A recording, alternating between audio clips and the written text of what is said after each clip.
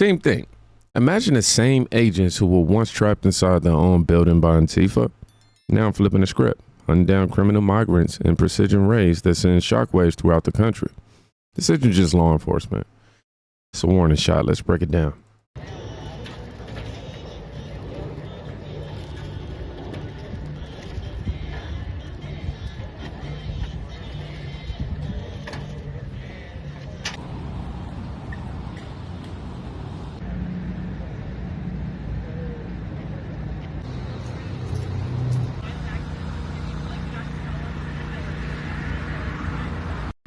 Now, Antifa calls this resistance, but no. This is an assault on law and order. Masked agitators surrounded an ICE office, barricading the doors, trapping agents inside. Now, if this were done to the FBI, the DOJ would be handing out indictments like candy. But because it's ICE, the media shrugs it off. This is a double standard. Democrats protect the mob and target the people paid to protect you. But that siege, it didn't break ICE. It actually lit the fire.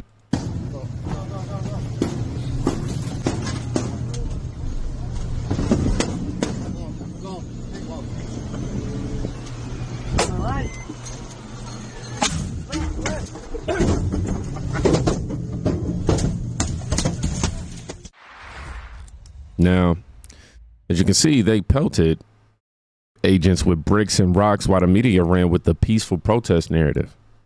Obviously, we know that's not true. Peaceful?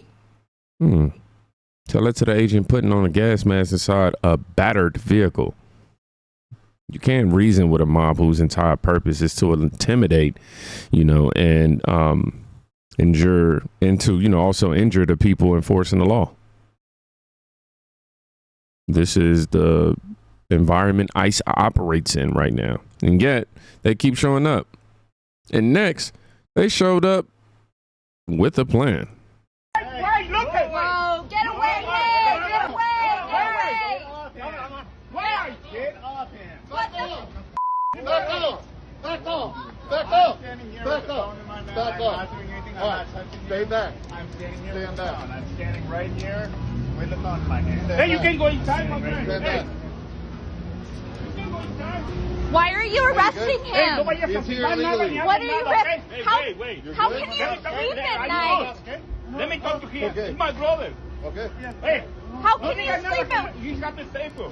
Okay. We got the application ready. What are you doing? How can you do this?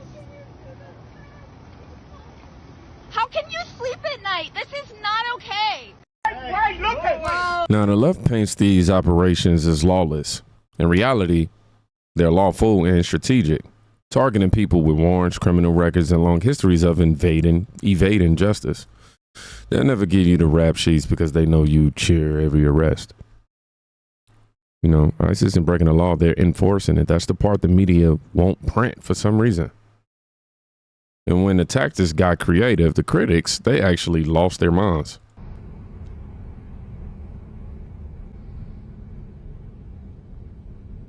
After weeks of relative quiet, Border Patrol agents raided a Home Depot in Westlake on Wednesday. The early morning raid revived fears of more widespread sweeps that organizers had hoped would ease with a federal judge's order.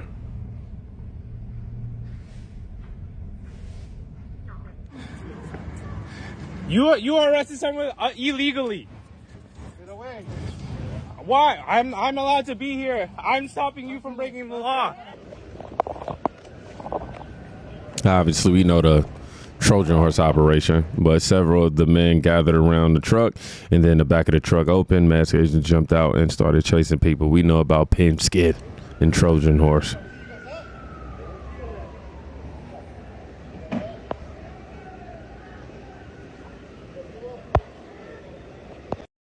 Yeah, man, and this was surgical. ICE rode up in a Penske rental truck, pretending to look for work, and while the timing was right, the doors flew open and agents poured out. No warning, no leaks. This is what happens when you adapt strategy to the environment.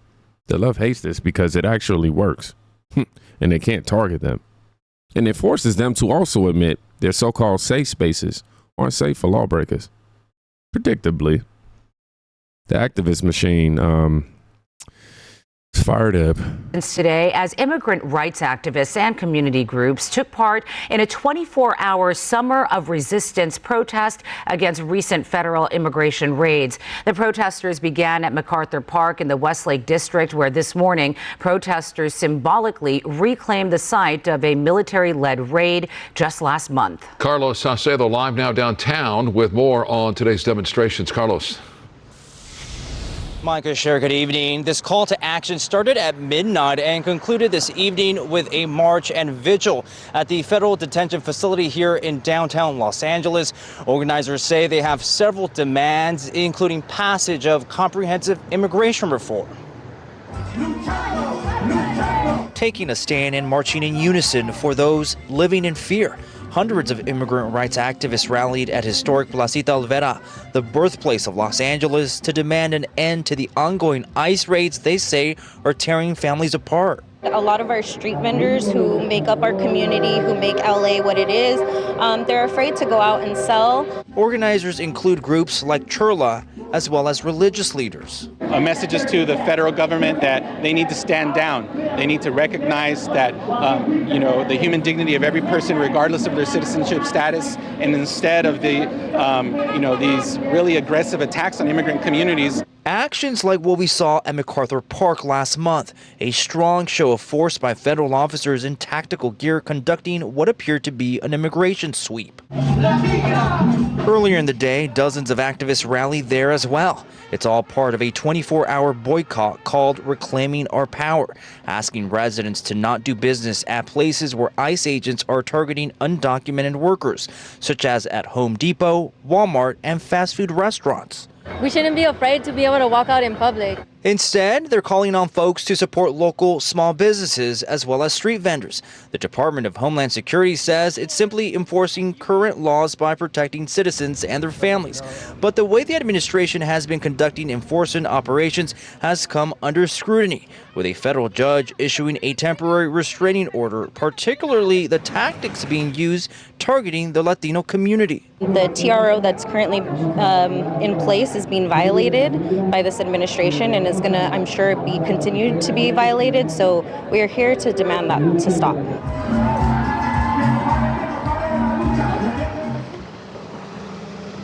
And organizers say they will continue to resist and hold this administration accountable. Reporting live tonight in downtown LA, Carlos Salcedo, KTLA 5 News. Now, here's the protest playbook. Drown out the facts with chants about human dignity while ignoring the dignity of citizens who live with the fallout of unchecked illegal immigration. Boycotting Home Depot, Walmart, and restaurants if ICE shows up? That's not protecting the community. That's protecting the people that are actually breaking the law. I don't see how you cannot make that distinction. It's common sense. But while they marched, something was brewing that even, let's just say, they couldn't stop. Now this, the Department of Homeland Security says more than 100,000 Americans have applied to join ICE since they began a new recruiting campaign just last month. Joining me now, the border czar himself, Tom Homan. Tom, great to see you. Are you surprised by that kind of turnout? No, I'm not shocked at all. I mean, right after the election, I mean, I was bombarded with requests from people who want to come to ICE. Retired military, retired law enforcement officers, retired ICE agents, and Border Patrol agents want to come back.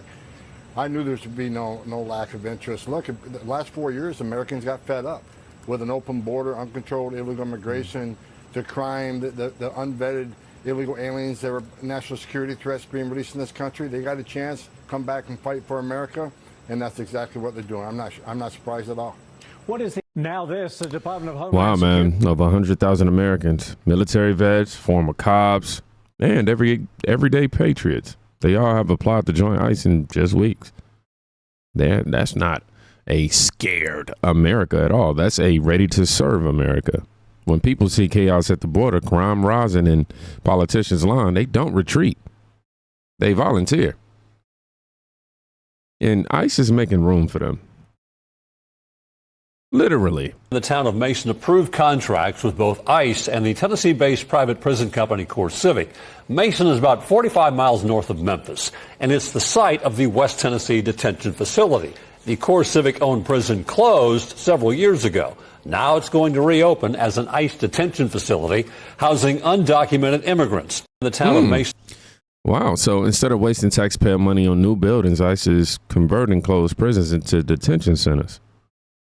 I think it's smart. It's fast. And I think it also sends the clearest message possible. We are prepared to hold you until you on a one-way trip home. And for some, that trip has already happened. With no warning. Shout out to my guy who he's a Bay Area father who's adjusting to life in Mexico after deportation. This is a video that we accidentally stumbled upon in one of our recent ICE reactions, and I told you I would get to it. Let's do it. Happy birthday, dear Miguel. Happy birthday to you. It's a bittersweet moment for Miguel Angel Lopez. His son just called him from Livermore for his 47th birthday. The life he enjoyed a few months ago was wiped away when he was deported to Mexico. His wife flew to visit him for his birthday. Not having my kids here, it breaks my heart. Miguel lived in Livermore for 29 years. Now he's in the outskirts of Mexico City, away from his wife Rosa and his 3 kids, all of whom are U.S. citizens. I'm not used to this. I'm used to get up every morning, go to work, and come back and see my family. I never thought this was going to happen. Miguel emigrated illegally to the U.S. when he was 18. He and Rosa were married in 2001, and she applied for his legal residency. But ICE rejected it because he lied about being a U.S. citizen when he crossed the border. He's been fighting to stay in the U.S. ever since. It was like 17 years that I was reporting to immigration until last time that I went, they detained me. He had a routine appointment at the San Francisco immigration office on May 27th. So as soon as we got in the elevator, he told me that I was going to be detained. Within hours, Miguel was taken to an immigration detention center in McFarland and then another one near Bakersfield. They were like, you're going to get deported. You're going to go to Tijuana. It's either I'm here with him and my kids are back at home, or I'm home with my kids and he's out here. Miguel's deportation has upended the entire family. He was the sole wage earner. Up until his deportation, he was a welder and a machinist at Went Winery. It's kind of hard to survive here with the pay that they get here than to have to support my family. Since President Trump took office, more than 56,000 Mexicans have been deported. Y te damos todos los apoyos que dé el gobierno de México. In a social media post, Mexican President Claudia Sheinbaum promoted the government's Mexico Embraces You program. It's supposed to help deportees find jobs. But only 4% of the 40,000 people deported by mid-June had found jobs. The process of individuals like fitting their skills to the local job market can be more complicated. Mexico has a precarious labor market and also a lot of informality. Nancy Landa is an immigration researcher in Mexico City. She was deported herself after living 20 years in the U.S. Obviously, the living standards in Mexico, are different. But if you have financial commitments to support family in the U.S., it's virtually impossible to gain that salary that you need to support family in the U.S. As a certified welder, Miguel made $44 an hour. An equivalent job in Mexico earns less than $3 an hour. I probably just make money to support myself, not my family. I mean, we have a house, not something he's worked really hard to have for our family. And I'm scared of losing my home.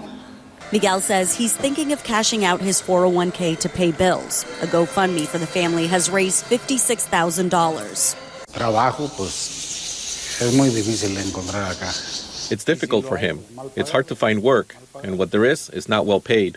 Low wages are just one worry. Miguel is living with his father in a rough neighborhood. A younger brother was killed outside the home by robbers who wanted his vehicle.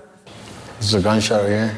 Miguel shows a bullet hole from another shooting. He says it was to intimidate the family. I've been getting anxiety, something that I've never had, because there's times I can't control myself of how I feel. And I try to be strong in front of my kids, but I just break down and I can't go to sleep at night just thinking that we're so far away from each other. Miguel was deported hours before a district court judge issued an order that allowed him to remain in the country as he fights removal orders. The next hearing is in October. The family remains hopeful he can return to the Bay Area. When are we going to go fishing? Tomorrow, we're going to bring you back tomorrow. Thank you. I wish. Karina Nova, ABC 7 News. Whew. The media wants you to cry. But they skipped the part where Miguel lied about being a U.S. citizen, dodged the system for decades, and ignored multiple red flags. Yes, separation is sad, sure. But you can't build an immigration policy around felons. Every deportation they frame as a tragedy is also a win for the rule of law and a win for Americans who deserve safety in their own country, right? I'm over here having allergy problems, man. My eyes itching. But same thing.